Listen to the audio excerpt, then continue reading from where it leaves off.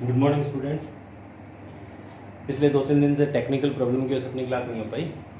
आज हम उसी को कंटिन्यू करते हैं। फर्स्ट ऑर्डर रिएक्शन हम पढ़ रहे थे, तो उसी में हम पढ़ेंगे गैसीय प्रथम कोटि अभिक्रियाएं, यानी ऐसी अभिक्रियाएं जिनमें क्रिया कारक के उत्पाद दोनों गैस हों और उन अभिक्रियाओं के लिए हमें अभिक्रिया वेग स्थिरांक ज्ञात करना हो। तो हम कैसे कैलकुलेट करेंगे? देखो बेटा, मान लो कोई क्रिया कारक ए है जो उत्पाद बी और सी में बदलता है। यहाँ क्रिया कारक ए जो है ये भी गैस है, मान लीजिए उत्पाद बी और सी भी क्या है, आपके गैस है। तो ऐसी स्थिति में जब अभिक्रिया के प्रारंभ की बात करूं t बराबर 0 समय पर, उस समय प्रारंभिक दाब को मैंने मान लिया Pi। तो उस टाइम पे उत्पाद तो बना नहीं था, तो इस B के कारण भी कोई दाब नहीं था और C के कारण भी दाब नहीं था, और जितना भी दाब था वो A के कारण था, और वो आरंभिक दाब क्रिया कारक का आरंभिक दाब जो है वो कितना है, इनिशियल Pi। कुछ समय बाद जब क्रिया कारक टूटा और क्रिया कारक टूटकर उत्पाद में बदला, जैसे मान लो इस मार्कर जैसे मेरे पास में 10 पेन है और वो क्रिया कारक है, उनका दाब जो है वो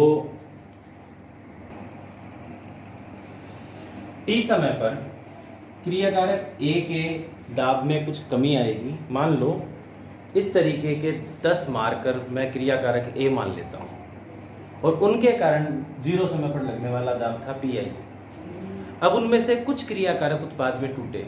मान लो कि ये 2 मार्कर क्रिया कारक A टूटे, ये टूटा, इस मार्कर को मैं B उत्पाद मान लेता हूँ और इसके ढक्कन को C उत्पाद मान लेता हूँ। तो इसके अंदर से एक अणु की कमी हुई, उसके बाद इसका और इसका एक एक अणु बन गया। अगर ये एक और A टूट जाता तो A में से 2 अणुओं की कमी हुई, 2 B बने और 2 ही C बने।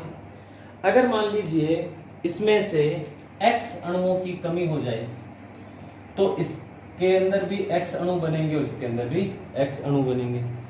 यहाँ दाब में कमी कितने की आई, X की। यहाँ X और X अणुओं के कारण दाब उत्पन्न हो गया। ये मानो बेटा t समय पर A का दाब Pa मान लेते हैं हम, वो कितना है, Pi माइनस X है, वो है Pi माइनस X। t समय पर ही B का दाब, तो आप कहेंगे Pb मान लो, ये कितना है, X ही है। t समय पर C का दाब Pc, ये भी कितना है, X है। तो यहाँ आपको 3 फैक्टर मिल रहे हैं। t समय पर क्रिया कारक A का दाब, t समय पर क्रिया कारक B का दाब और t समय पर क्रिया कारक C का दाब। और इन सब के मात्रक एटमॉस्फेरिक प्रेशर में लिए गए बेटा ATM में। इसको समीकरण 1 मान लेता हूँ, इसको समीकरण 2 मान लेता हूँ, इसको समीकरण 3 मान लेता हूँ। और जो कुल दाब है गैसों का t समय पर, वो क्या होगा, A का दाब प्लस B का दाब प्लस C का दाब। तो t समय पर कुल दाब, ये मैं मान लेता हूं P टोटल। P टोटल को मैं PT से रिप्रेजेंट कर देता हूं, is equals to PA plus PB plus PC। तो P टोटल क्या आ गया, P टोटल आ गया, PA का क्या है, Pi plus sorry minus X, PB क्या है X और PC क्या है X। बेटा एक x नेगेटिव एक x पॉजिटिव आपस में कैंसिल आउट हो जाएंगे, तो जो P टोटल आया वो कितना आ गया आपका, P total is equals to PI plus X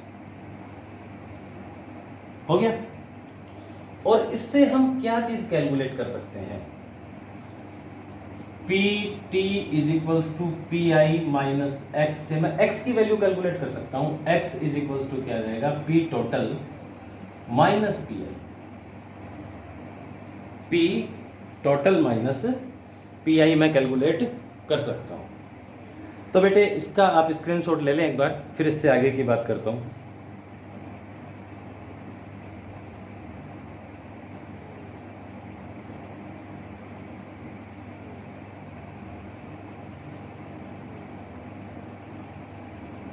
अब देखो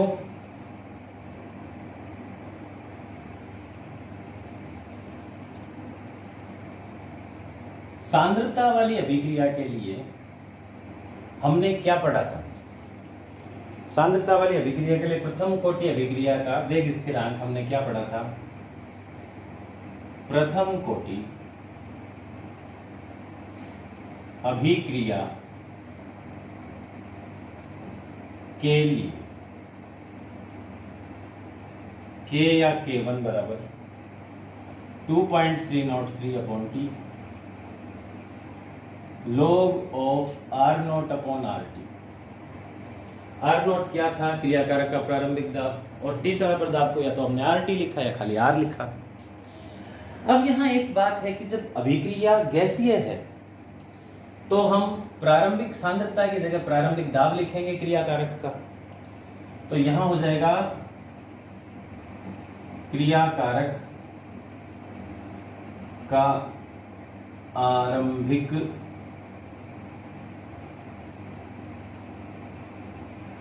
दाब, और यहां हो जाएगा क्रियाकारक का T समय पर दाब।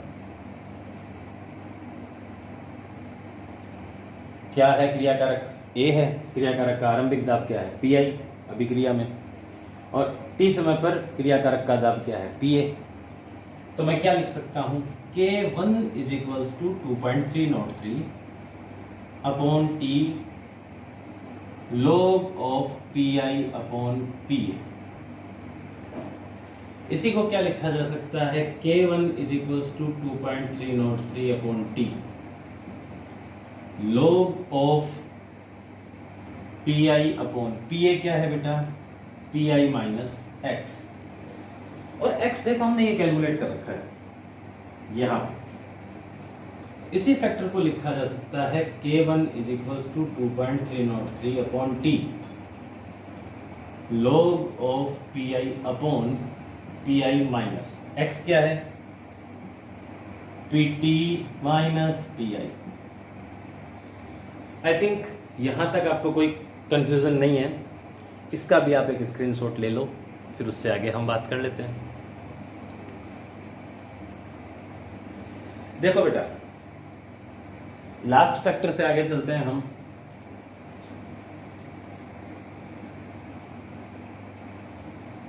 इस फैक्टर से आगे देखिए आप, K1 is equals to 2.303 upon T log of P initial, ये PI पॉजिटिव है, माइनस ये PT नेगेटिव हो गया, ये नेगेटिव नेगेटिव पॉजिटिव हो गया, तो मैं इसको क्या लिखूं, PI minus PT plus PI, या K1 is equals to 2.303 upon T log of PI upon 2PI minus PT।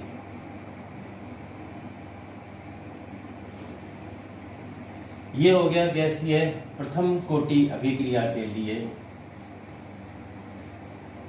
अभिक्रिया का वेग स्थिरांक। इसका आप स्क्रीनशॉट ले लीजिए बेटे, सिंपल सा डेरिवेशन है। इससे रिलेटेड न्यूमेरिकल भी हम करेंगे। न्यूमेरिकल लेसन के एंड में करवाऊंगा सारे के सारे एक साथ में। तो आई थिंक आपको ये बात समझ में आ गई होगी।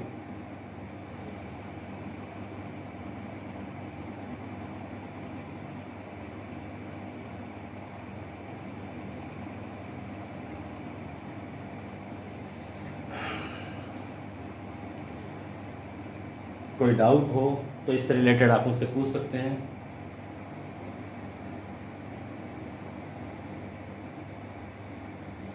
नेक्स्ट टॉपिक जो आता है वो आता है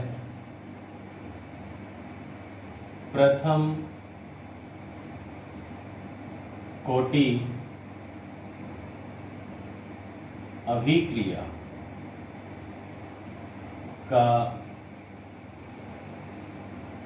अंतराल समीकरण।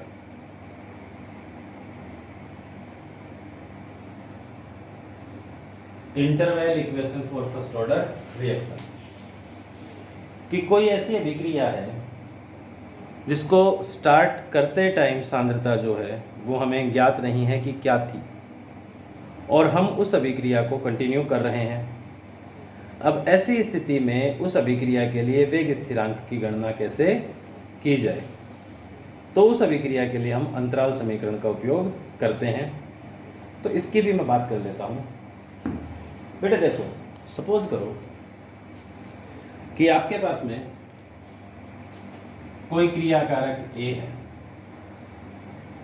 जो उत्पाद में बदल गया, और इस क्रियाकारक A के लिए आपके पास प्रारंभिक सांद्रता जो है, मान लीजिए किसी एक्सपेरिमेंट को, फर्स्ट ऑर्डर रिएक्शन के एक्सपेरिमेंट को मैंने करना स्टार्ट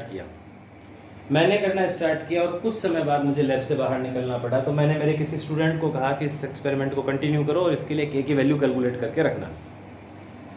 चूंकि मैं निकलते टाइम ये बताना भूल गया कि मैंने इसकी इनिशियल कंसंट्रेशन क्या ली थी, अब उसको नहीं पता कि इनिशियल कंसंट्रेशन क्या थी, तो वो कैसे कैलकुलेट करेगा। तो आप इस बात को जानते हैं कि t बराबर 0 समय पर इसकी सांद्रता, मान लीजिए हमने x ले ली, या इसकी सांद्रता हमने a ले ली, ये नहीं था।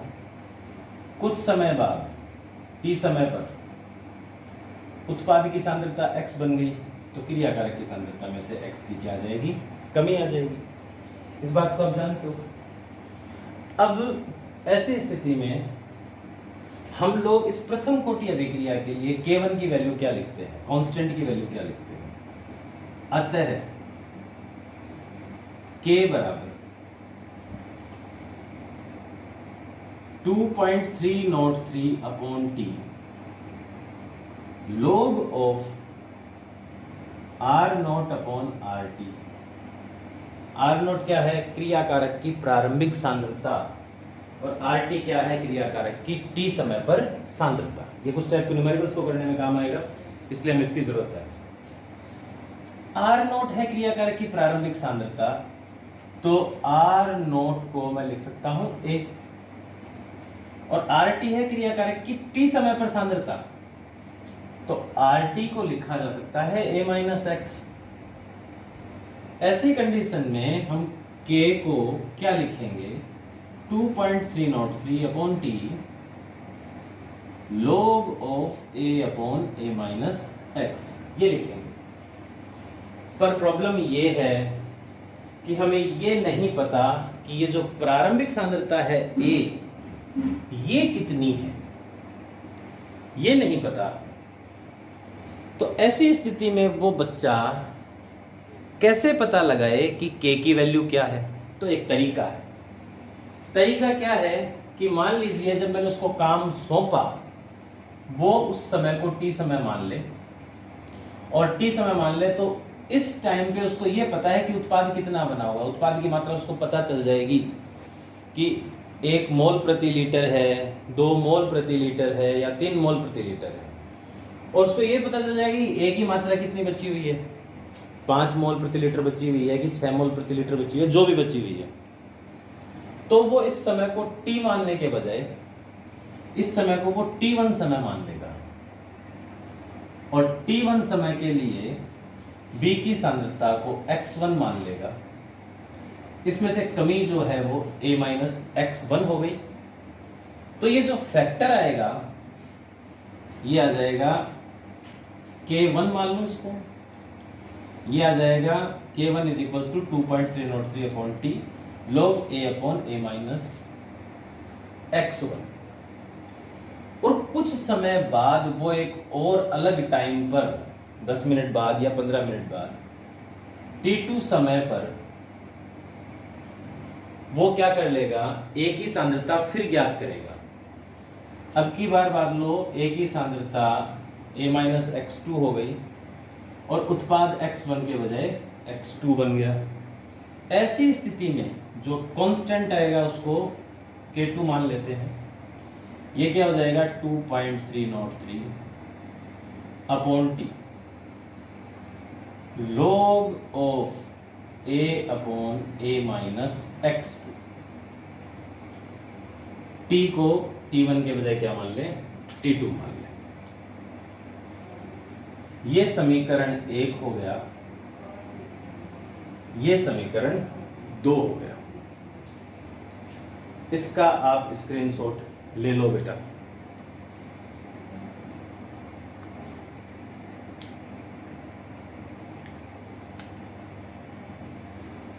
हो गया। अब एक बात बताओ कि किसी भी रिएक्शन के लिए कांस्टेंट जो होता है, कांस्टेंट ये तो चेंज कैसे होगा। एक ही रिएक्शन के लिए कांस्टेंट k का मान यहां और यहां अलग अलग तो नहीं हो सकता। कांस्टेंट k का मान कभी किसी रिएक्शन के लिए चेंज नहीं होगा, तभी तो कांस्टेंट है। तो ये दोनों के दोनों फैक्टर हैं। इन फैक्टर्स को मैं क्या ऐसे लिख सकता हूं, टाइम के रिस्पेक्ट में t1 is equals to 2.303 upon k1। और इस k1 को, क्योंकि ये एक ही रिएक्शन के कांस्टेंट है, तो k1 को k2 के बराबर मानूं और इसको एक सिंबल k से रिप्रेजेंट कर दूं, क्योंकि कांस्टेंट तो दोनों फैक्टर के लिए बराबर होंगे ना। तो जब मैं इसको k लिखता हूं तो t1 मेरे पास में आ जाता है log of a upon a minus x1 और t2 मेरे पास आ जाता है 2.303 अपॉन k2 को भी k मान लो, log of a upon a minus x2। अब आप इन फैक्टर्स को समीकरण मान लो 3 और 4, घटा दो t2 minus t1, t2 minus t1 करने पर, तो जब आप ये करोगे तो t2 minus t1 is equals to, क्योंकि जब आपने रिएक्शन चेक की थी स्टूडेंट ने, उस टाइम का समय आपको पता है कि टाइम क्या हो रहा था। बाद में जब आपने चेक की तो वो टाइम भी आपको पता है, तो आप अंतर निकाल सकते हो। t2 माइनस t1 क्या आ जाएगा 2.303 अपॉन के log of a upon a minus x2। इसमें से घटाना क्या है 2.303 अपॉन के log of a upon a minus x1। तो बेटे 2.303 अपॉन के तो कॉमन आ गया। t2 माइनस t1 को मैं लिख देता हूं delta t is equals to 2.303 upon k into log of a minus log of a minus x2, क्योंकि बट्टा में है तो इसको मैं घटाव में लिख सकता हूँ, minus log of a minus minus plus log a minus x1। ये log का फैक्टर आ गया जिसे मैंने खोल के लिख दिया। अब इसमें से एक log a तो नेगेटिव है और एक log a पॉजिटिव है, ये दोनों आपस में कैंसिल आउट हो गए। यहाँ तक का आप स्क्रीनशॉट ले लीजिए। इससे आगे अगर हम इसे लिखें तो मैं इसको क्या लिखूंगा,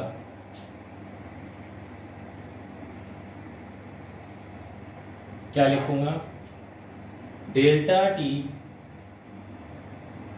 is equals to 2.303 upon K, ये नेगेटिव वैल्यू है और ये पॉजिटिव वैल्यू है, तो इसको पहले लिख देता हूं।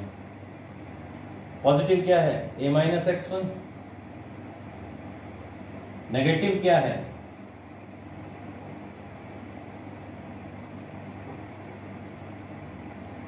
log of a minus x2।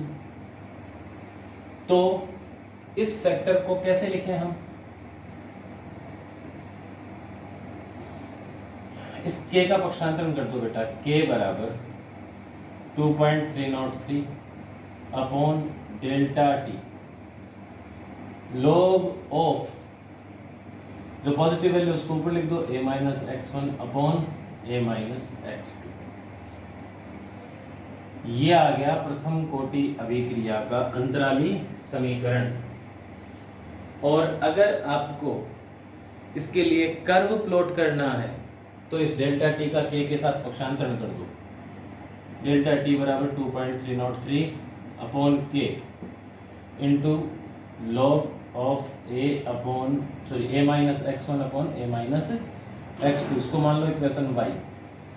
Equation y सरल रेखा समीकरण है, अगर आप ध्यान से देखो तो इक्वेशन y में ये जो डेल्टा टी है इसको मैं y मान लूँ, 2.303 अपॉन के पूरा कांस्टेंट है, इसको m मान लूँ,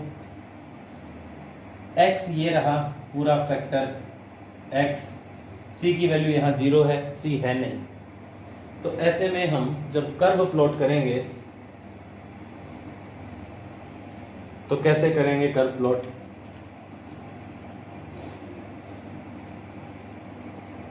ये आपकी x एक्सिस 0, ये y एक्सिस,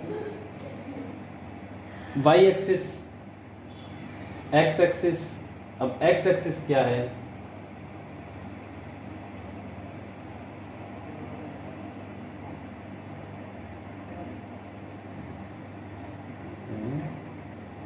मैं माफी चाहता हूँ बेटा, इसमें मैंने छोटी सी मिस्टेक कर दी।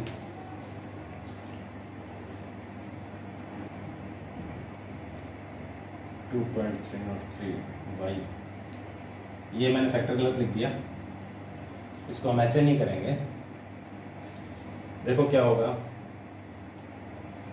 ये फैक्टर लिखेंगे हम log of a minus x1 upon a minus x2 is equals to, ये जाएगा इसके भाग में k अपॉन 2.303, ये जाएगा इसके गुणा में डेल्टा t, ये फैक्टर होगा y। अब ये है y बराबर, ये m हो गया और ये हो गया x, c इसमें है नहीं, तो x एक्सिस पे आप क्या लिखोगे, डेल्टा t, y एक्सिस पे क्या लिखोगे, log of a minus x1 upon a minus x2। Graph को कहाँ से खींचोगे, 0 से, क्योंकि c की वैल्यू है नहीं। इस सरल रेखा की जो ढाल होगी tan थीटा, वो tan थीटा किसको रिप्रेजेंट करेगी, समकोण त्रिभुज बना दिया, इससे हम tan थीटा कैलकुलेट कर सकते हैं। वो रिप्रेजेंट करेगी m को, जो किसके बराबर है k अपॉन 2.303। तो ये अंतराल समीकरण, इंटरवल इक्वेशन का कर्व हो गया। इसके बाद बेटे प्रथम कोटि अभिक्रिया तो होगी कंप्लीट। हम नेक्स्ट बात करते हैं अभिक्रिया पर ताप का प्रभाव। हम इसको आगे ब्रीफली पढ़ेंगे, आज मैं इसको स्टार्ट कर देता हूं ताकि आपको आगे हम नेक्स्ट क्लास में इसको कंटिन्यू करेंगे।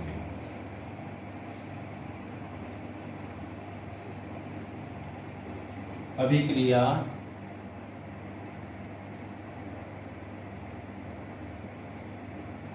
पर ताप का प्रभाव, चाहे अभिक्रिया ऊष्मा छिपी हो और चाहे अभिक्रिया ऊष्मा शोषी हो। सामान्यतः अभिक्रिया के प्रारंभ में ताप को 10 डिग्री सेल्सियस बढ़ा देने से उस अभिक्रिया का वेग 2 से 3 गुना बढ़ जाता है। सामान्यतः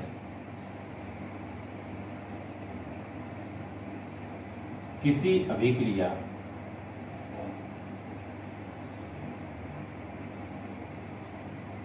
के प्रारंभ में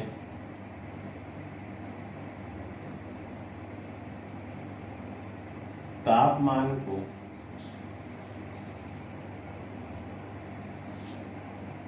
10 डिग्री सेल्सियस या 10 केल्विन। ऐसा क्यों है बेटे? ऐसा इसलिए है कि स्केल पे दोनों के अंदर वृद्धि एक जैसी होती है। ये है आपका डिग्री सेल्सियस पैमाना, 0, 1, 2, 3, 4, 5 डिग्री सेल्सियस, -1, -2, -3, -4, -5। और ये है आपका केल्विन पैमाना, 273, पॉइंट 15 होता है, लेकिन मैं सुविधा के लिए 273 लिख रहा हूँ। मैंने 1 डिग्री बढ़ाया है, 1 केल्विन बढ़ाया, तो 1 डिग्री किसके बराबर है? 274 के बराबर। 2 डिग्री किसके बराबर है? 275 के बराबर। 3 डिग्री किसके बराबर है? 276 के बराबर। तो मैं जब 1 डिग्री टेम्परेचर बढ़ाता हूँ तो टेम्परेचर में केल्विन में भी 1 केल्विन की ही वृद्धि होती है। समझ में आ रही है ना बात? तो किसी अभिक्रिया का तापमान 10 डिग्री सेल्सियस बढ़ा दिया जाए प्रारंभ में, ये याद रखना, प्रारंभ में, है ना, चाहे अभिक्रिया ऊष्माक्षेपी हो चाहे अभिक्रिया ऊष्माशोषी हो। अगर प्रारंभ में हम उसका तापमान जिस पर वो क्रिया हो रही है स्टार्ट, उसका टेम्परेचर में 10 डिग्री सेल्सियस या 10 केल्विन बढ़ा दें तो अभिक्रिया का वेग 2 से 3 गुना हो जाता है। सामान्यतः किसी अभिक्रिया के प्रारंभ में तापमान को 10 केल्विन बढ़ा देने से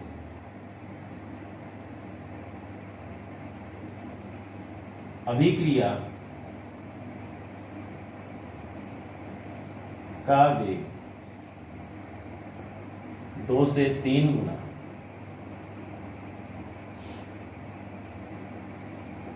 बढ़ जाता है। मान लो बेटा कोई क्रियाकारक A है वो उत्पाद B में बदल रहा है। इसके लिए अभिक्रिया का जो वेग है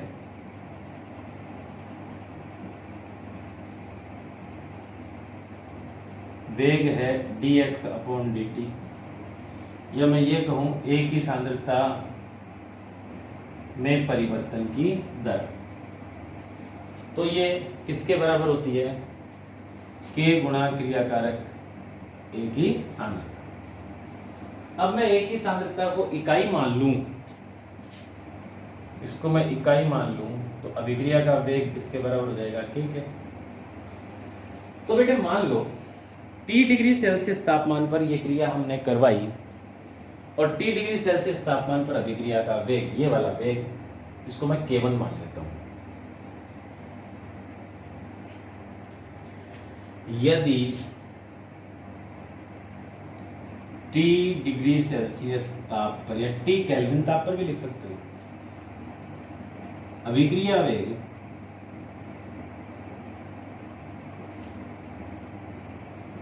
K1 तथा T+10 डिग्री सेल्सियस ताप पर अभिक्रिया वेग